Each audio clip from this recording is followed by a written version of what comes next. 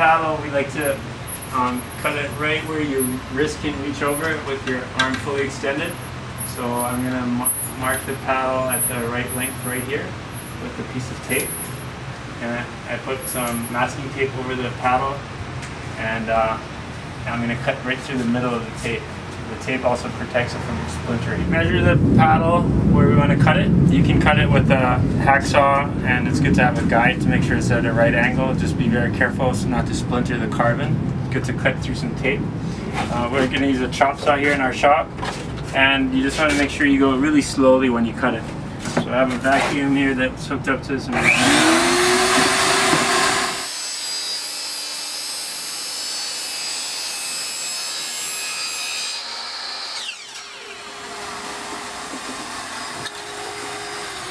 Cut. So the key is to cut really slowly so you don't splinter the carbon.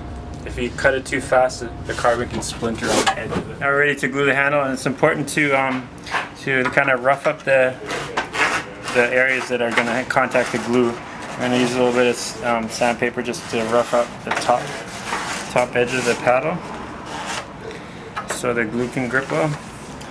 And then same thing for the inside of the handle. You can either use sandpaper, or we have this like a plumbing tool that works well to roughen up the inside of the handle. Make sure all the sanding dust is off. Then we use super epoxy, it's called. It's a two-part epoxy that's strong and remains flexible. This is good stuff. It takes about a 15-minute work time, about an hour or two to glue to fully dry. You don't really want to use 5-minute epoxy because it cures too quickly and it's a little bit brittle. So this stuff is good because it kind of remains flexible and keeps a strong bond. We have it like in one of these automatic dispensers. It comes out in 2 parts.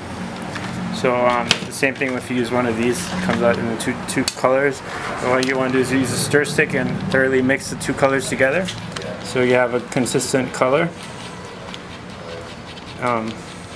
This. And I actually like to wear 2 gloves on my hand. That way you can get, when you get some glue on your hand, you can just take one glove off and you have a clean glove underneath. So I put some rubber gloves on, get the epoxy nicely stirred together, and you put some of it on the inside of the handle. And if you have a handle that glues on the inside of the shaft, it's the same thing. You just apply it to the outside of the handle and the inside of the shaft. We're going to apply it now to the inside of the handle, and then on the outside of the paddle shaft. Cover it with some epoxy.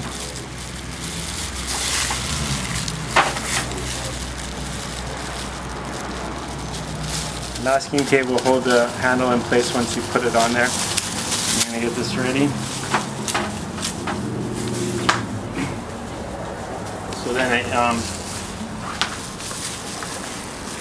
stick the handle on there, and there should be enough glue on it that you kind of get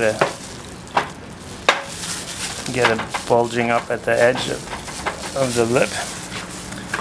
And twist it all the way on there. It's pretty tight here, which is good. Get it on there nice and tight. And then you want to make sure it's square with the blade. So I'm going to eyeball it down make sure this part is square with the edge of the paddle. This one is pretty good right now. So if you eyeball down, this should be parallel with the top of the blade. That looks pretty good. Once you got that in the right place, I'm just going to use the glove to get off some of the excess resin right here, and then you can wipe it down if you get some spread over. I'm going to try to avoid it getting too much, and then once you have the resin on the glove, you just take that extra glove off.